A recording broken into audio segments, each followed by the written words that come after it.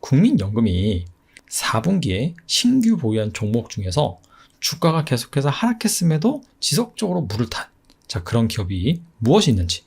마지막 종목은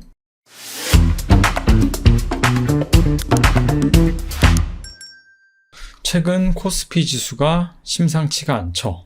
사실 지난해 연말까지는 파죽지세로 달려오다가 올해 들어서는 전반적으로 차익 매물이 나오면서 주가가 지지부진한 모습입니다.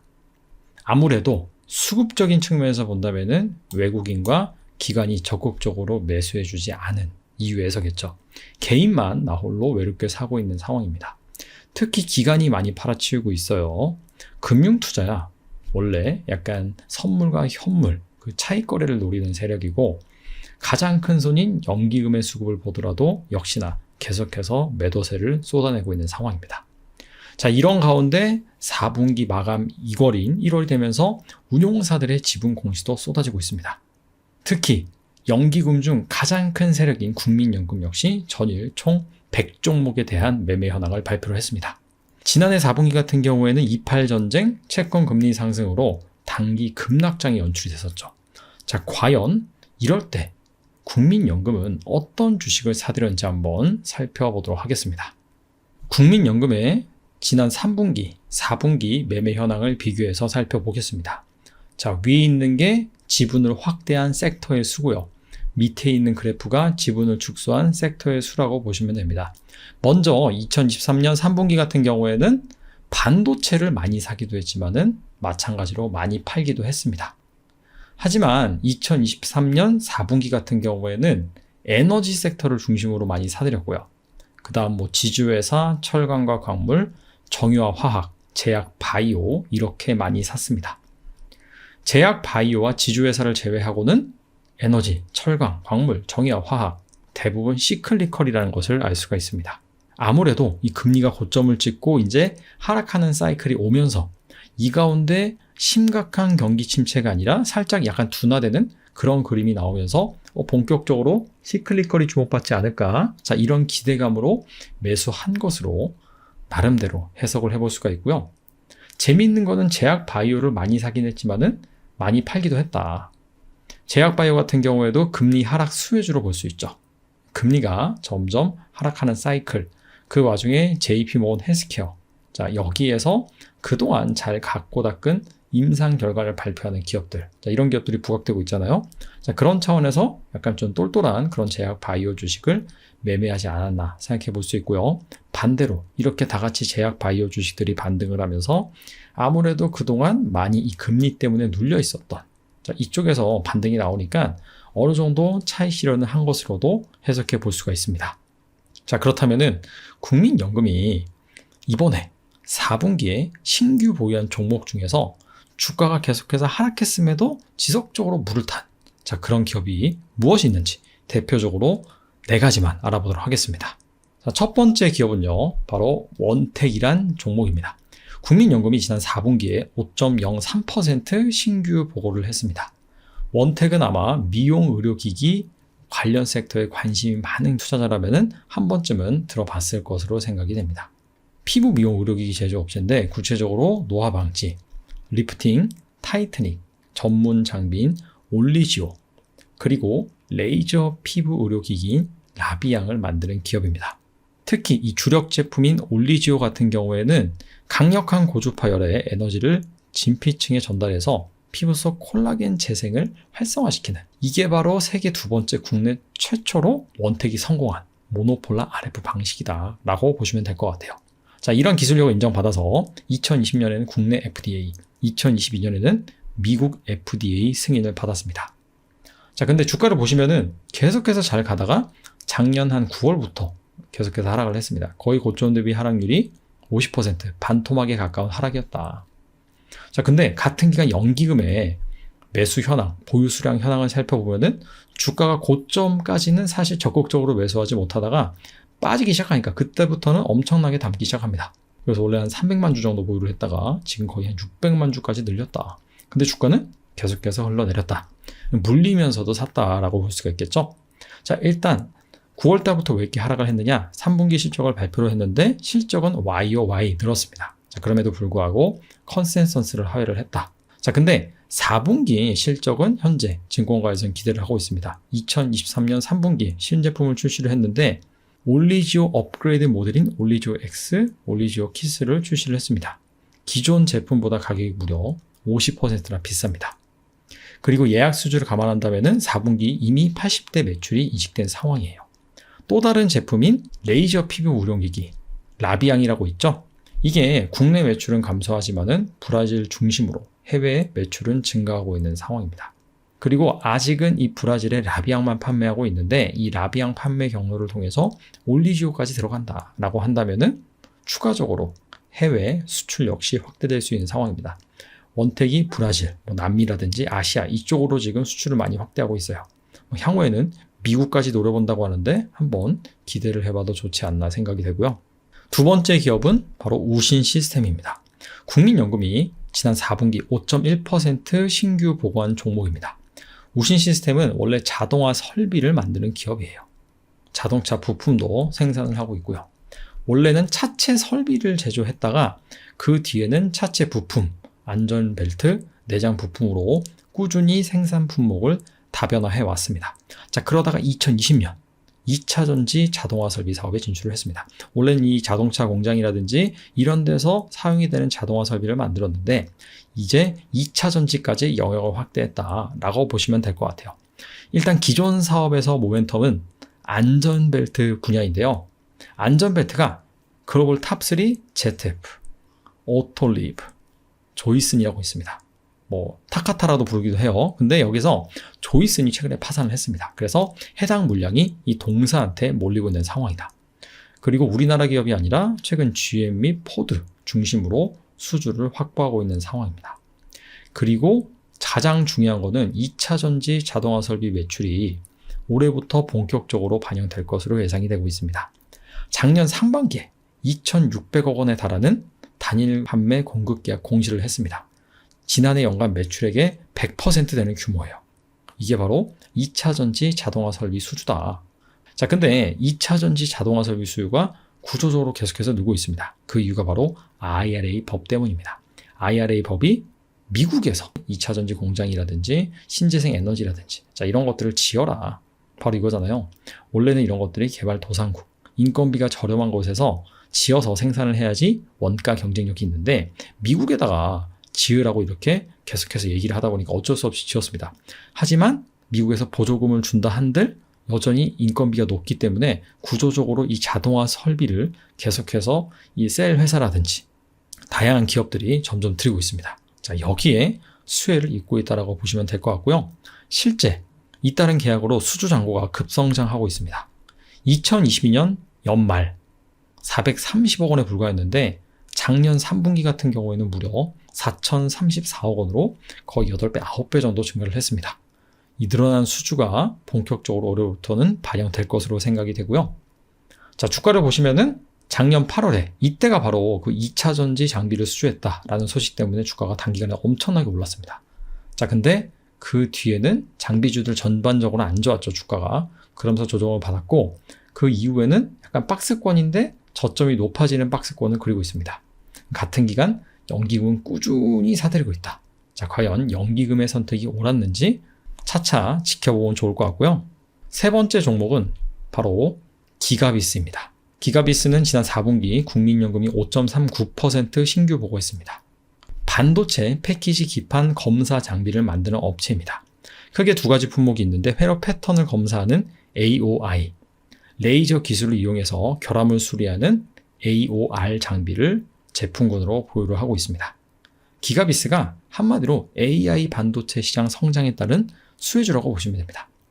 예전에 모바일 쪽에서 디램이라든지 이 반도체가 많이 쓰일 때에는 모바일 AP와 디램을 연결하는 멀티칩 패키징이 주로 이뤘습니다. 자, 하지만 이 AI 시대로 오면서 온디바이스 A라든지 그 다음에 이 AI 서버에 들어간 반도체라든지 이런 것 같은 경우에는 훨씬 더 고사양을 지향하기 때문에 시스템 반도체와 이 메모리 반도체를 한데 묶어서 패키지를 해야 됩니다. 그게 바로 SoC, 시스템 온 칩이라고 하는데 자, 이런 것들로 패키징의 기술이 변화하다 보니까 멀티다잉 패키징 기술이 요구되고 있습니다. 점점 더 패키지 기판의 미세화, 고다층화, 대면적화가 진행이 되는 것이죠. 자, 그러다 보니까 이 회로 패턴을 검사하는 AOI 장비, 그 다음에 이 레이저 기술을 이용해서 이 기판, 결함을 수리하는 AOR 장비 소요가 구조적으로 늘어날 수밖에 없다라고 보시면 되고요. 주요 고객사가 바로 패키지 기판을 제조하는 업체입니다. 글로벌 탑5, 싱코데키, 이베덴, 유니마이크론, 삼성전기, 난야PCB, 교세라 이런 데다가 다 납품을 하고 있는 상황입니다. 자, 주가 상황을 보시면은 작년 7월에 고점을 찍고 그들은 꾸준히 하락을 했죠. 같은 기간 연기금 같은 경우에는 반대로 꾸준히 지분을 늘렸습니다. 최근 저점을 찍고 스물스물 반등을 하고 있는데 이러한 추세가 이어질지 잘 살펴볼 필요가 있을 것 같고요. 마지막 종목은 JLK입니다. 국민연금이 지난해 4분기 6.31% 신규 보유한 종목입니다. 국민연금이 4분기 신규 보유한 종목 중에서 지분율이 가장 높습니다. 뇌졸중 전문 인공지능 소프트웨어를 개발하는 업체고요. 2019년 의료 인공지능 업계 최초로 코스닥 시장에 상장한 레퍼런스가 있습니다. 자, 주력 분야가 바로 뇌졸중 전문 인공지능 솔루션입니다. 자, 뇌졸중이 뇌출혈, 뇌경색 이런 것들을 뜻하죠. 근데 이 뇌출혈, 뇌경색이 합산을 해서 우리나라 사망률 4위고 어떻게 보면 가장 좀 무서운 질병이다라고 볼 수 있습니다.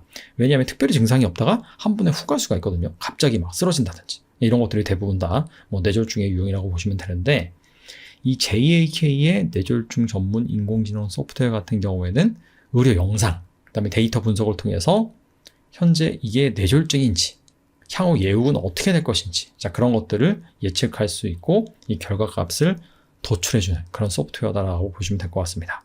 이것 말고도 66건에 달하는 의료 인공지능 인허가를 취득한 상황입니다.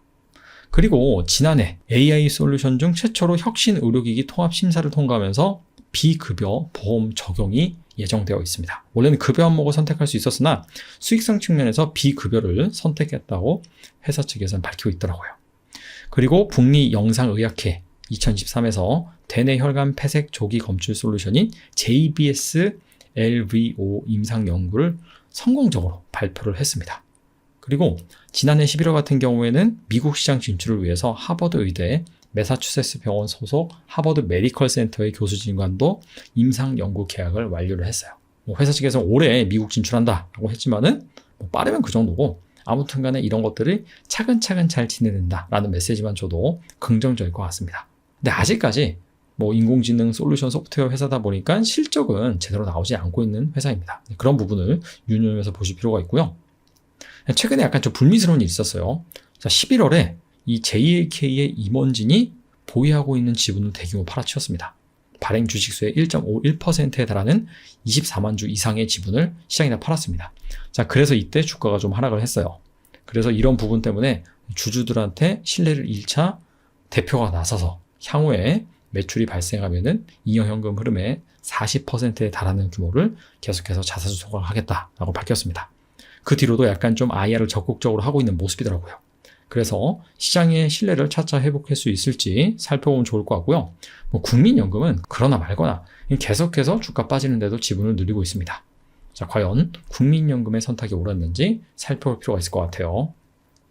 자, 지금까지 국민연금이 4분기 신규 보유한 종목 중에서 국민연금이 주가 계속해서 빠지는데도 불구하고 물타기라는 그런 종목에 대해서 알아봤는데 여기 4가지 종목이 바로 대표적이었죠. 그 밖에도 와이솔, SK오션플랜트, 하이트진로, 롯데웰푸드입니다. 근데 이 기업들은 오션플랜트를 제외하고는 국민연금이 물타기를 하면서 사진 않았습니다. 사면서 좀 들어 올렸습니다. 대표적으로 와이솔, 하이트진로, 롯데웰푸드입니다.